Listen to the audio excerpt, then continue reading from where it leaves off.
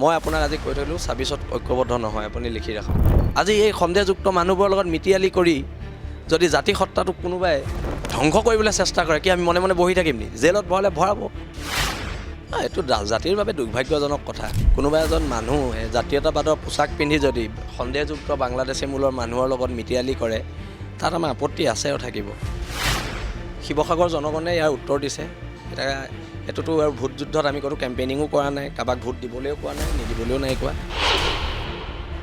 পঞ্চায়ত নিৰ্বাচনত এটা হৈছে প্ৰত্যেকটো দলৰ নিজৰ নিজৰ অহংকাৰ, তাৰ বিপৰীতে বিজেপিৰ নিখুঁত পৰিকল্পনা। উজনিৰ পৰা এজন আজমলৰ জন্ম হৈছে বুলি আমি ভাবিছোঁ। আমি সম্পূৰ্ণ জাতীয়তাবাদী চিন্তা চৰ্চাৰে পৰিচালিত মানুহ আৰু অনাগত দিনত এখন ঐক্যবদ্ধ সংগ্ৰাম হ'ব। আৰু এই সংগ্ৰামত যদি থাকিব লাগে ৰাজনৈতিকভাৱে, এতিয়ালৈকে মই ৰাজনৈতিকভাৱে নাই, মই অৰাজনৈতিক এজন মানুহ।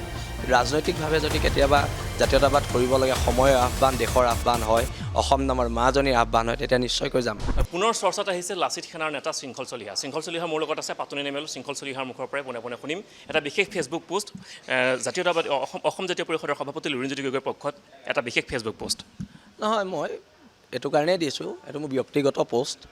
কিন্তু মই প্ৰকৃত জাতীয়তাবাদী ঘৰৰ ল'ৰা আৰু মোৰ দেউতা ১২৭ বাৰকৈ জেললৈ গৈছে, ময়ো বহুতবাৰ জেললৈ গৈছোঁ কেৱল মাত্ৰ জাতিটোৰ বাবে। আৰু সেইকাৰণে আমি জাতীয়তাবাদ এৰিব নোৱাৰোঁ। আমি মাওবাদী চিন্তা চৰ্চাৰে পৰিচালিত মানুহ নহয়, আমি সম্পূৰ্ণ জাতীয়তাবাদী চিন্তা চৰ্চাৰে পৰিচালিত মানুহ। আৰু অনাগত দিনত এখন ঐক্যবদ্ধ সংগ্ৰাম হ'ব।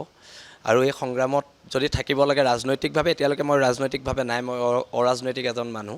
কিন্তু ৰাজনৈতিকভাৱে যদি কেতিয়াবা জাতীয়তাবাদ কৰিব লাগে, সময়ৰ আহ্বান, দেশৰ আহ্বান হয়, অসম নামৰ মাজনীৰ আহ্বান হয়, তেতিয়া নিশ্চয়কৈ যাম। পিছত সক্ৰিয় ৰাজনীতিত অহাৰ সম্ভাৱনা আছে নেকি? এইটো মই বিল আছে থানা সৈনিকসকলৰ লগত পাতি ল'ম। যদি সৈনিকসকলে অনুমতি দিয়ে নিশ্চয়কৈ সক্ৰিয় ৰাজনীতিলৈ আহিম। মানে প্ৰতিদ্বন্দ্বিতা কৰাৰ সম্ভাৱনা পূৰ্ণ? নিশ্চয়কৈ ৰাজনীতিলৈ আহিলে প্ৰতিদ্বন্দ্বিতা কৰিব লাগিব। দল কোনটো হ'ব তেতিয়া? দলৰ বিষয়ে এতিয়াই কৈ নিদিওঁ, এইটো অলপ ৰাজনৈতিক কথা বতৰা আছে, আমি পাতি ল'ব লাগিব তাৰপিছতে। কিন্তু জাতীয়তাবাদী শিবিৰতে থাকিম, সেইটো স্পষ্ট। কিন্তু দেখা গৈছিল যে ২০২১ত অখিল গগৈ হৈ যি আপুনি পূৰ্ণ প্ৰচাৰ চলাইছিল, সম্পূৰ্ণ সহযোগিতাত অখিল গগৈ বিধায়ক হিচাপে নিৰ্বাচিত হৈ আহিছিল, কিন্তু এইবাৰ অখিল গগৈৰ বিৰুদ্ধে আপুনি অৱতীৰ্ণ হোৱা পৰিলক্ষিত হৈছে। বিৰুদ্ধাচৰণ নাই কৰা, বিৰুদ্ধাচৰণ শিৱসাগৰৰ জনতাই কৰিছে। মোৰ এনেও ঘৰ শিৱসাগৰ টাউনত, আমাৰ পঞ্চায়তত ভোট নাই, আমাৰ ৱাৰ্ডতে ভোট আছে। আৰু বিৰোধিতা কৰাৰ কোনো কথা নাই, আমি বিৰোধিতা নাই কৰা। বিৰোধিতা শিৱসাগৰ জনগণে ইয়াৰ উত্তৰ দিছে। এতিয়া সেইটোতো আৰু ভোট যুদ্ধত আমি ক'তো কেম্পেইনিঙো কৰা নাই, কাৰোবাক ভোট দিবলৈও কোৱা নাই, নিদিবলৈও নাই কোৱা। আৰু ৰিজাল্ট শিৱসাগৰ জনগণে দিছেতো, মোৰ তাৰ লগত কোনো সম্পৰ্ক নাই। পঞ্চায়ত নিৰ্বাচনৰ ফলাফলক লৈ আপুনি কি ক'ব, কি দেখিলে? পঞ্চায়ত নিৰ্বাচনত এটা হৈছে প্ৰত্যেকটো দলৰ নিজৰ নিজৰ অহংকাৰ, তাৰ বিপৰীতে বিজেপিৰ নিখুঁত পৰিকল্পনা। ৰাইজৰ মাজলৈ প্ৰত্যেকজন লিডাৰ গৈছে বুলি মই এতিয়া গ্ৰাউণ্ড ৰিপৰ্টবিলাক আমি পাইছোঁ। তাৰ পৰিৱৰ্তে কিন্তু গৌৰৱ গগৈ আৰু অখিল গগৈহঁতক যোৱা নেদেখিলে ৰাইজে, আৰু সম্ভৱতঃ সেইকাৰণে ৰাইজৰ লগত অলপ বিচ্ছিন্ন হোৱাৰ বাবে আজি এইটো ফলাফল হৈছে। অখিল গগৈ চূড়ান্ত মুখ ঠেকেচা খোৱাৰ কাৰণ কি বুলি ভাবে আপুনি? সেইটোৱে যোগাযোগটো মানুহৰ লগত খুব কম হ'ল, আৰু শিৱসাগৰ মানুহে যিখিনি আশা লৈ ভোট দিছিলে সেইখিনি আশা আৰু সম্ভৱ পূৰ হোৱা নাই, সেইকাৰণে শিৱসাগৰ জনগণে এইটো ৰায় দিছে। সকলোৱে চৰ্চা কৰি আছে, অভিযোগ উত্থাপন কৰিছে অখিল গগৈ নিজৰ সমষ্টিটো চহৰ অঞ্চলত বেছি সময় দিছে। এইটো জাতিৰ বাবে দুৰ্ভাগ্যজনক কথা। কোনোবা এজন মানুহ জাতীয়তাবাদৰ পোছাক পিন্ধি যদি সন্দেহযুক্ত বাংলাদেশী মূলৰ মানুহৰ লগত মিতিৰালি কৰে, তাত আমাৰ আপত্তি আছেও থাকিব। আপুনি বাৰে বাৰে এটা কথা কৈ আছে, পুনৰ এজন বদৰুদ্দিন আজমলৰ জন্ম হৈছে উজনিৰ পৰা। উজনিৰ পৰা এজন আজমলৰ জন্ম হৈছে বুলি আমি ভাবিছোঁ।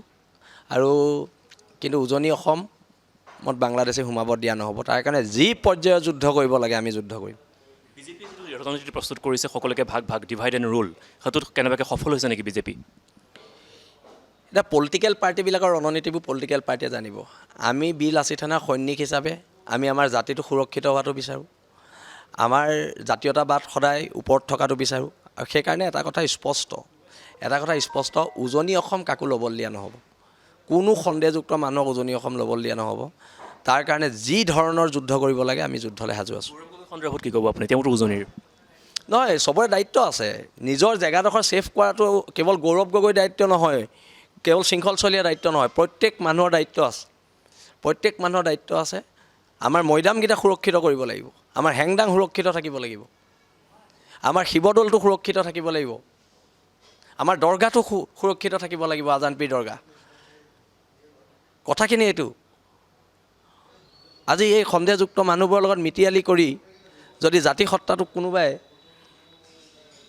ধ্বংস কৰিবলৈ চেষ্টা কৰে কি আমি মনে মনে বহি থাকিম নি জেলত ভৰালে ভৰাব 26ত ঐক্যবদ্ধ সংগ্ৰামৰ পোষকতা কৰে নে আপুনি চাওক মই আপোনাক আজি কৈ থলোঁ 26ত ঐক্যবদ্ধ নহয় আপুনি লিখি ৰাখক যিকোনো খবৰৰ বাবে যোগাযোগ কৰক 7099017330 লগতে 7099017110 নম্বৰত